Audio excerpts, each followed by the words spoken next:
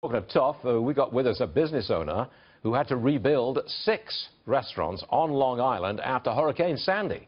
Now he owns 2 houses in Florida that he fears they may be completely underwater because of Irma. This man is Butch Yamali. He's the president of the Dover Group. He's the guy who rebuilt 6 restaurants and businesses after Sandy.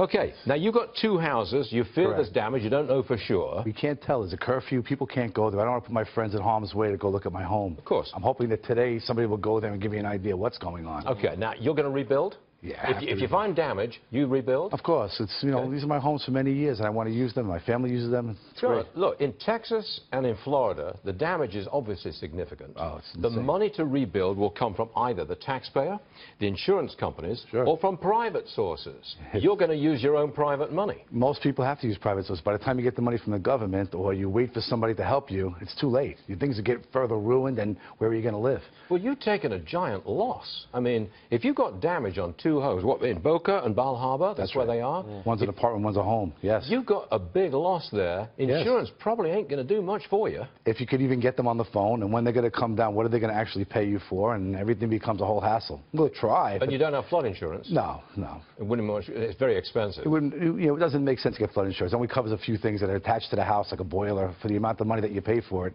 you're better off just having, self-insured. Having spent your own money, or a lot of it, to rebuild after Sandy, why are you going to spend a lot more of your own money to rebuild after Irma? Because this is what, these are the places that we live. We enjoyed them for so many years. My family enjoyed it, and I think it's important for us to show that we can be strong enough to go back and redo it and stand on our feet and, go back to what we always did, and don't let anything take you down. Okay. Butch, hold on for a second. I want to turn to Peter Kernan. The money to rebuild Texas and Florida comes from the taxpayer, the insurance companies, private sources. I take it that most of the money will come from taxpayers. A lot is going to come from taxpayers, and if you look at Florida, for instance, the initial assessments were of $35 billion of damage, and it's going to be closer to $16 billion of damage. And so what you're seeing is the insurance companies that were traded off the day this is all happening in Harvey are coming back, and some of the reinsurance companies are coming way back. Because after Sandy, as always, the rates came down and down and down. Now they can write the rates, insurance costs way back up, and so those stocks are up.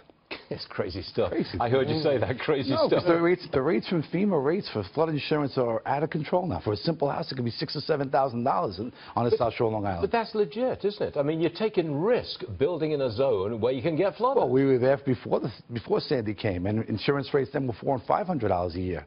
Look at the amount of change. And how can you afford to pay that when you have a simple... You can't. But the risk is being transferred from the government to the homeowner. Oh, absolutely. And that's right, isn't it, really, when you think about it? Crystal clear. Yeah, when are you going to get down to Florida to see your property? As soon as I can. The airports are still closed. They said Miami Airport's open now. To try and drive down there would be silly. Well, look, it was a pleasure having you on the show, Butch. Thank you very much. Thanks for being with us. I think you're doing the right thing. Thank you so much. Thank you, sir. Thank you.